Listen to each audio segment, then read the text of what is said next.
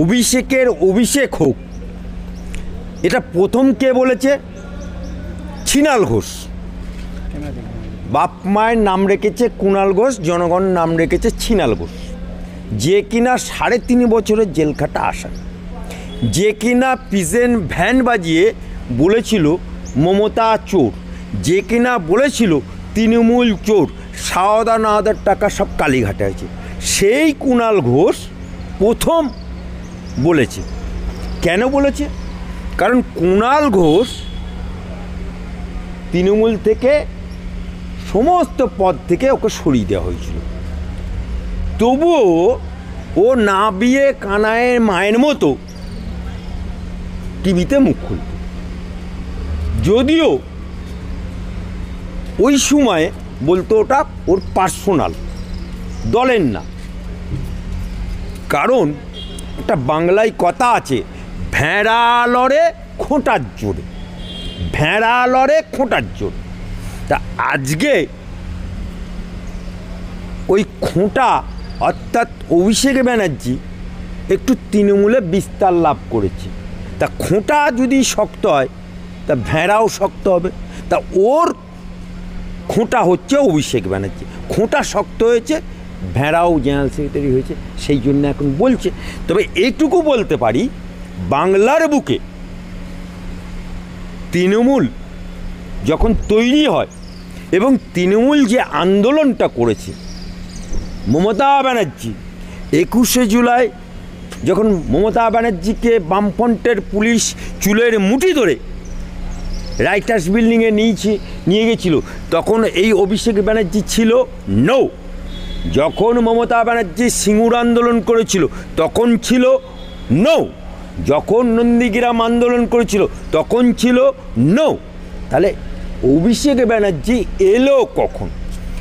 মমতা ব্যানার্জি 2011 সালে যখন ক্ষমতায়ন হলো এবং ডায়মন্ড হারবার কেন্দ্রে, তখন সোমেন মিত্র যখন ওই লোকসভা কেন্দ্রটি থেকে পদত্যাগ করলো, তখন এই আলালের ঘরের দুলাল, সে MBA পড়তো, শোনা কথা, যদিও দিল্লিতে, কিন্তু MBA ডিগ্রিটা সার্টিফিকেটটা আজও পর্যন্ত দেখাতে পারেনি। তাকে প্যারাশুটে করে তুলে নিয়ে আসা হলো, ল্যান্ড করলো, ডায়মন্ড হারবারে দাঁড়ালো, পিসিমণির দয়ায় জিতে গেল। আরে জিতে দেখলো এ তো বিশাল মধুর হাঁড়ি।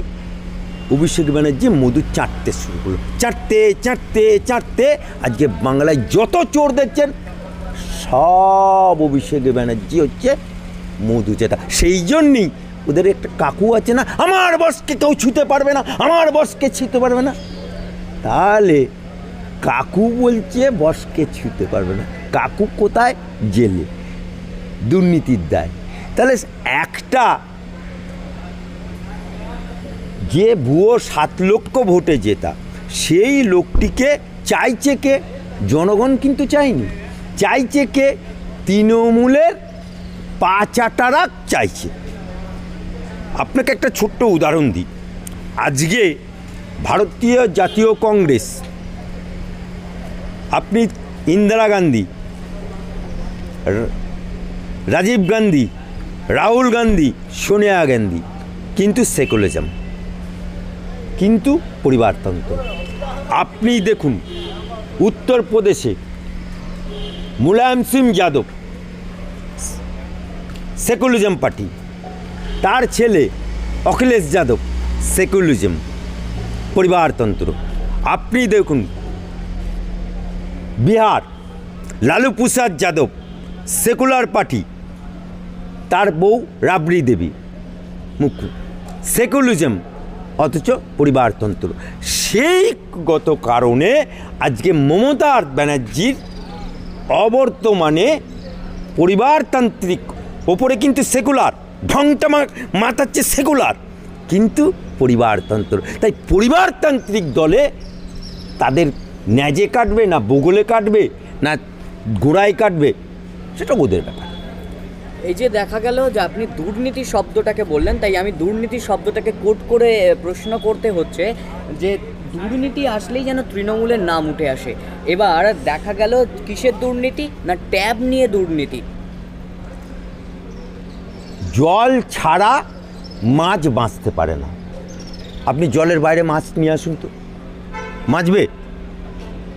কাতলা মাছ, রুই মাছ, যে কোনো মাছ, কই মাছ কিছুক্ষণ বেশিক্ষণ বাঁচতে পারে, তার বাইরে অন্য কোনো মাছ বেশিক্ষণ বাঁচতে পারে না, কারণ জলই তাদের জীবন।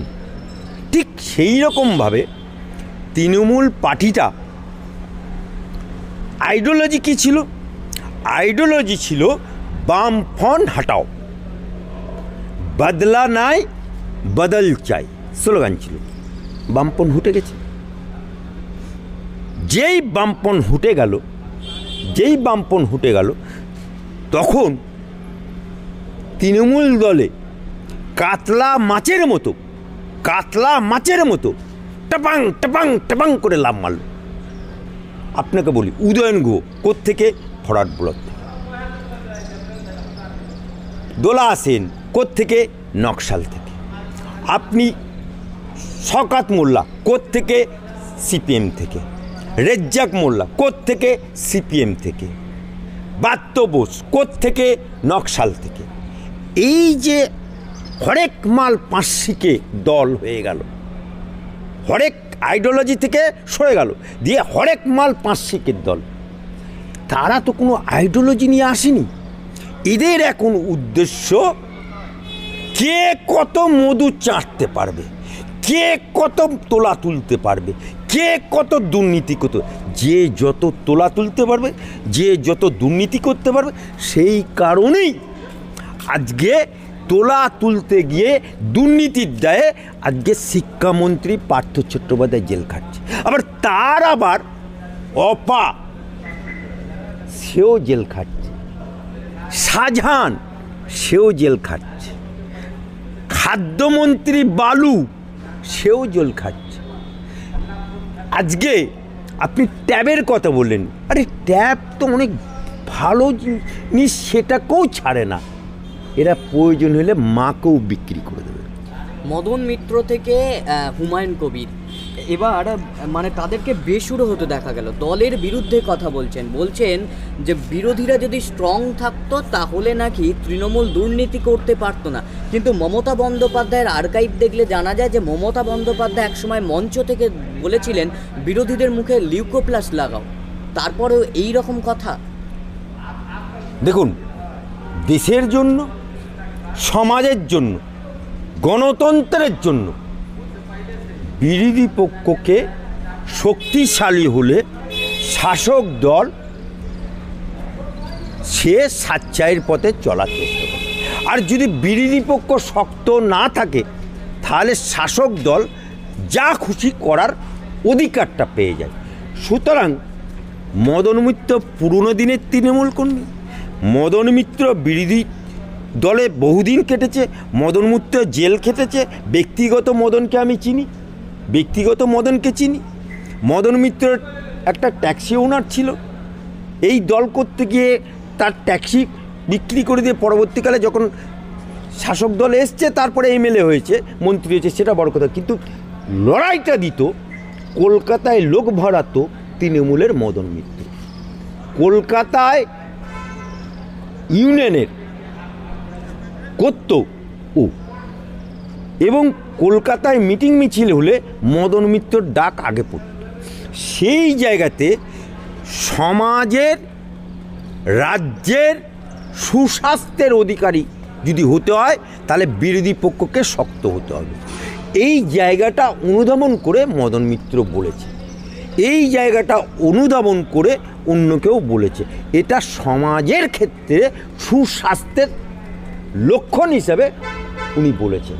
মানে মদন মিত্রের কথাকে আপনি সমর্থন করছেন? 100% সমাজের ক্ষেত্রে সুস্বাস্থ্যের কথা বলেছে, সমাজের জন্য সুস্বাস্থ্যের কথা বলবে, বাংলার জন্য সুস্বাস্থ্যের কথা বলবে, আমি সমর্থন করব না।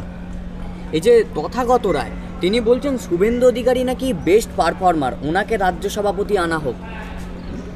দেখুন, আপনাকে ভালো করে জানতে হবে, ভারতীয় জনতা পার্টি পেছনে একটা সংঘ আছে, যাকে রাষ্ট্রীয় স্বয়ংসেবক বলা হয়, ওটা সামাজিক সংগঠন। আপনাকে একটা ছোট্ট উদাহরণ দিই। আপনি ভারতীয় জনতা পার্টিতে ছাত্র সংগঠন দেখাতে পারবেন? কেউ দেখাতে পারবে? কিন্তু ভারতবর্ষের যে কোনো রাজনৈতিক দলে ছাত্র সংগঠন আছে, ভারতীয় জনতা পার্টির নাই কেন? সংঘের এবিপি সংগঠন আছে, অর্থাৎ অখিল ভারতীয় বিদ্যার্থী পরিষদ, সেটা সংঘের আছে, অর্থাৎ বাপের আছে, ছেলের থাকবে না। আর একটা উদাহরণ দিই, যে কোনো শ্রমিক সংগঠন, যে কোনো পার্টির শ্রমিক সংগঠন আছে, ভারতীয় জনতা পার্টির শ্রমিক সংগঠন দেখাতে পারবে? একটা কেউ দেখাতে পারবে? নো। কারণ আরএসএসের বাপের ভারতীয় মজদুর সংঘ হচ্ছে বিএমএস, সেই জন্য এদের নেই, বিজেপির নেই, আছে। ঠিক সেই কারণে ভারতীয় জনতা পার্টি আইডিওলজিভাবে পরিচালনা পর্দার অন্তরালে করে সংঘ।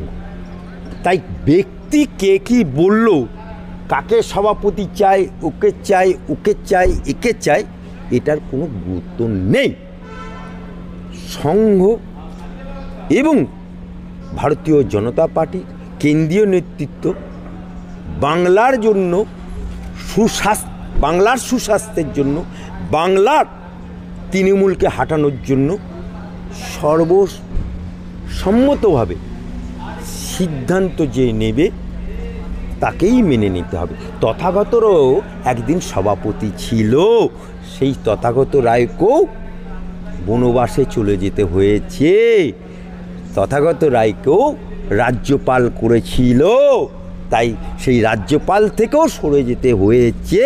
এটা কালেকটিভ সিদ্ধান্ত, ব্যক্তিগত সিদ্ধান্ত কেউ নিতে পারে না। ব্যক্তিগত কারণ কাউকে পছন্দ হতেই পারে, এটার জন্য কোনো ভাববার কিছু নেই।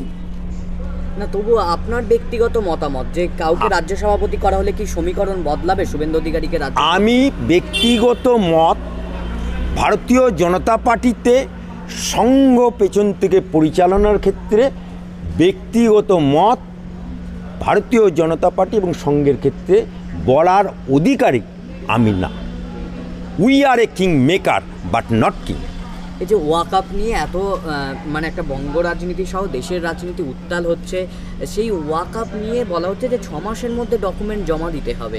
কে বলেছে? একটা কথা উঠছে। আমি তো শুনলাম আপনি চাঁদে যাচ্ছেন। কথা উঠছে, কথা উঠছে। আপনি কি সত্যি চাঁদে যাচ্ছেন? না। তাহলে উঠা কথার উপরে হাইকোর্টের আইনজীবী হিসেবে বক্তব্য রাখবেন।